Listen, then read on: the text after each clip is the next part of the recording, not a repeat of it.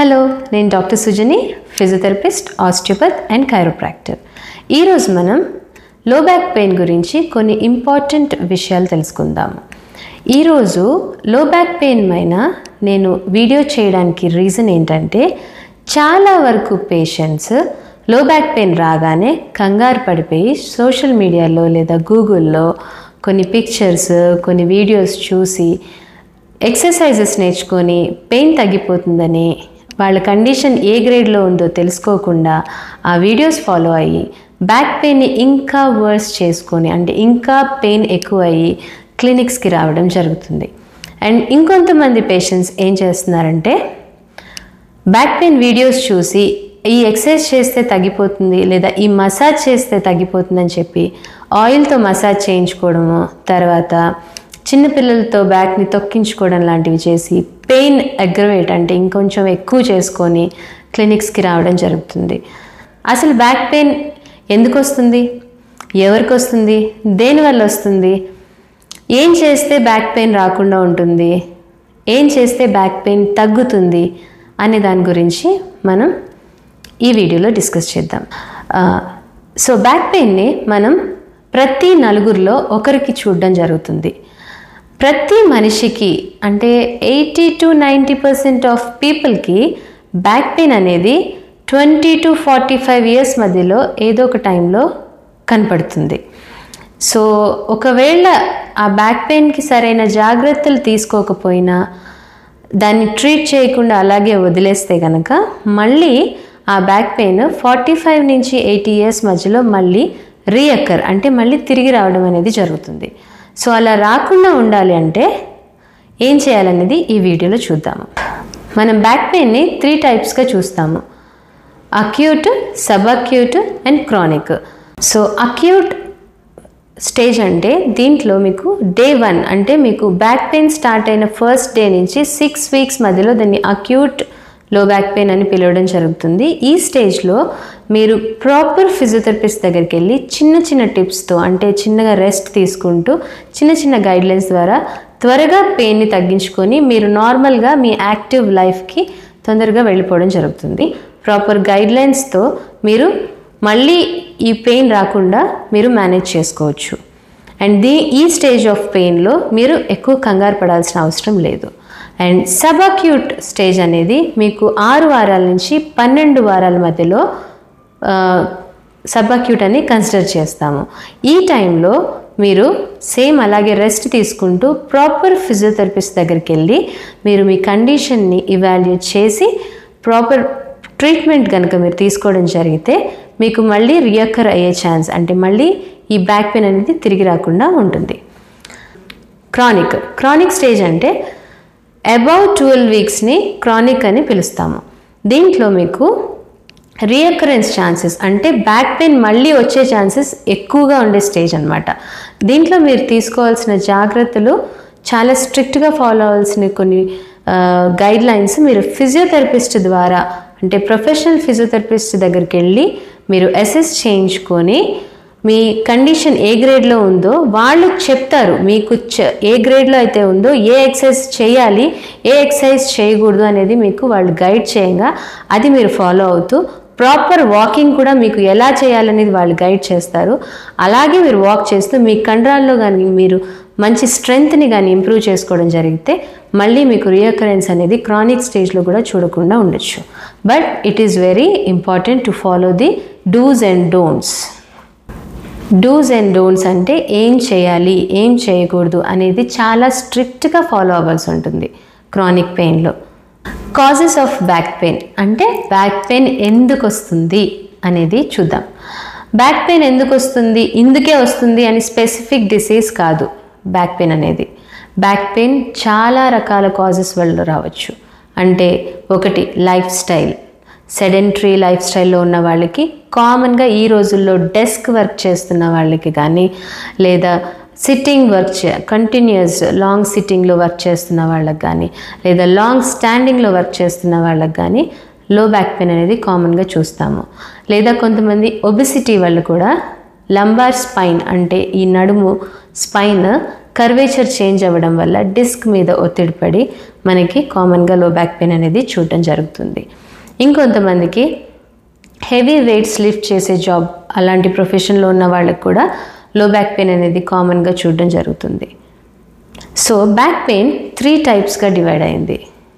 ఒకటి మెకానికల్ లో back pain, రెండవది రిఫర్డ్ పెయిన్, మూడవది సిస్టమిక్ పెయిన్.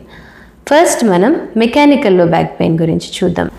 మెకానికల్ లో back pain it is the most common type of లో బ్యాక్ పెయిన్. అంటే చాలా కామన్గా చూస్తున్నాం.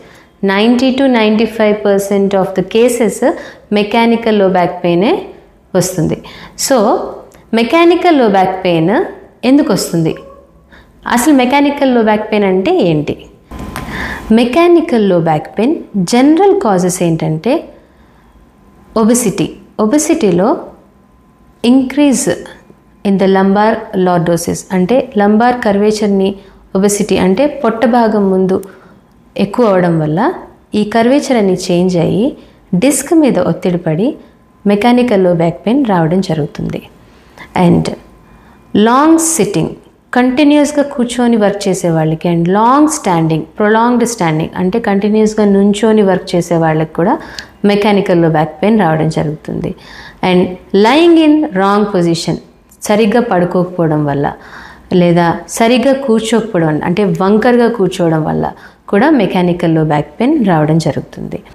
మజిల్ వీక్నెస్ వల్ల కూడా మెకానికల్ లో బ్యాక్ పెయిన్ రావడం జరుగుతుంది. లేదా సడన్ మూమెంట్, సడన్ యాక్టివిటీ వల్ల కూడా మెకానికల్ లో బ్యాక్ పెయిన్ అనేది వస్తూ ఉంటుంది. సో జనరల్గా మనం చూసే సిమ్టమ్స్ ఏంటంటే ముందుకు వంగిన అంటే ఫార్వర్డ్ బెండింగ్లో మనకి పెయిన్ వస్తూ ఉంటుంది. కొంతమందికి ఎక్స్టెన్షన్ ఆఫ్ ద స్పైన్ అంటే నడుము భాగాన్ని వెనక్కి ఎక్స్టెండ్ చేసినప్పుడు బ్యాక్ పెయిన్ రావడం జరుగుతుంది. పెయిన్ రావడం జరుగుతుంది. లాంగ్ స్టాండింగ్లో పెయిన్ రావడం జరుగుతుంది. బరువులు లిఫ్ట్ చేస్తున్నప్పుడు పెయిన్ రావడం జరుగుతుంది. అండ్ ముందుకు వంగినప్పుడు కానీ నడుము స్పైన్ని వెనక్కి అంటున్నప్పుడు అంటే వెనక్కి ఎక్స్టెండ్ చేస్తున్నప్పుడు కూడా పెయిన్ రావడం జరుగుతుంది. స్పైన్ మూమెంట్స్లో ఏ స్పైన్ మూమెంట్ చేసినా పెయిన్ రావడం జరుగుతుంది. మార్నింగ్ పెయిన్ అంటే పొద్దున్నే లెగ్గానే మార్నింగ్ మజిల్ స్టిఫ్నెస్ అనేది చూడడం కూడా జరుగుతుంది. ఇఫ్ మెకానికల్ లో బ్యాక్ పెయిన్కి మనం సరైన జాగ్రత్తలు తీసుకోకుండా దాన్ని ఎర్లీ స్టేజ్లోనే ఒకవేళ మనం ట్రీట్ చేయకపోతే దానివల్ల మనకి చాలా కాంప్లికేషన్స్ వస్తాయి. స్పైన్ స్ట్రెయిన్ అండ్ స్ప్రెయిన్ అనేది చూస్తాము. Generation of disc and facet joints అనేది చూస్తాము. డిస్క్ హెర్నియేషన్ అంటే ఏంటంటే మన disc centre part of the disc అంటే ఈ న్యూక్లియస్ పల్పోసిస్ అని అంటాము. ఇది చాలా soft gel type of tissue అనమాట. ఈ జెల్ టైప్ స్ట్రక్చర్ అనేది ఆ వెయిట్ని షిఫ్ట్ చేయడానికి యూజ్ అవుతుందన్నమాట. దీంట్లో 80 to 90% వాటర్ ఉంటుంది. ఇది వాటర్ని అబ్జర్వ్ చేస్తుంది. అండ్ దీని చుట్టూ దీన్ని ప్రొటెక్ట్ చేస్తూ యాన్యులస్ ఫైబ్రోసిస్ అనే ఒక స్ట్రక్చర్ ఉంటుంది. ఈ స్ట్రక్చర్ ఎప్పుడైతే మనకి ఒత్తిడి పడుతుందో, మజిల్ స్ట్రెయిన్ అవుతుందో, మన మజిల్స్ వీక్గా ఉన్నప్పుడు ఒక ఫోర్స్ అనేది బయట నుంచి వచ్చినప్పుడు ఈ చుట్టూ ఉన్న స్ట్రక్చర్ టేర్ అయ్యి ఈ జెల్ టైప్ స్ట్రక్చర్ అనేది బయటికి రావడం జరుగుతుంది.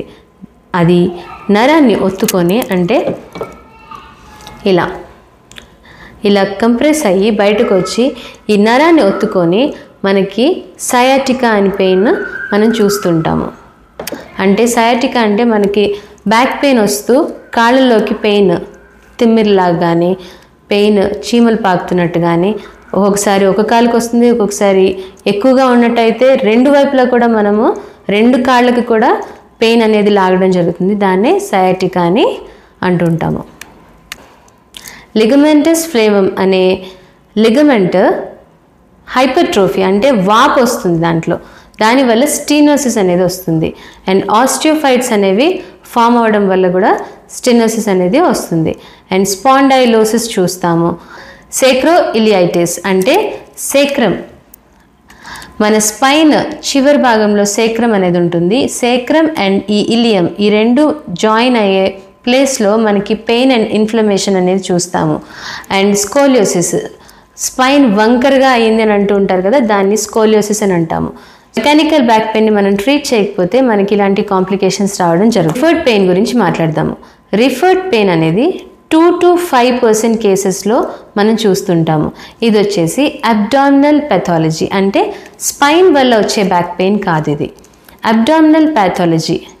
దీనివల్ల మీకు బ్యాక్ పెయిన్ అనేది రావడం జరుగుతుంది. అబ్డామినల్ పెథాలజీ అంటే పొట్టలో ఉండే స్ట్రక్చర్స్, పొట్టలో ఉండే ఆర్గన్స్ అన్నమాట. అంటే లైక్ కిడ్నీ, లివర్, నెఫ్రైటిస్ వల్ల కానీ, రీనల్ క్యాలిక్యులై అంటాం కదా, కిడ్నీలో స్టోన్స్ రావడం వల్ల కానీ మనకి ఈ రిఫర్డ్ పెయిన్ అనేది రావడం జరుగుతుంది. ఇంకా ఫీమేల్స్లో వచ్చేసి గైనిక్ కండిషన్స్ లైక్ ఓవరీస్లో సిస్ట్ ఉండడం కానీ, ఓవరీస్లో కణిత లాంటిది ఉండడం వల్ల కానీ, మనకి సిస్ట్ కానీ, నీటి బుడగ కానీ, ట్యూమర్స్ కానీ ఉండడం వల్ల రిఫర్డ్ పెయిన్ అనేది రావడం జరుగుతుంది.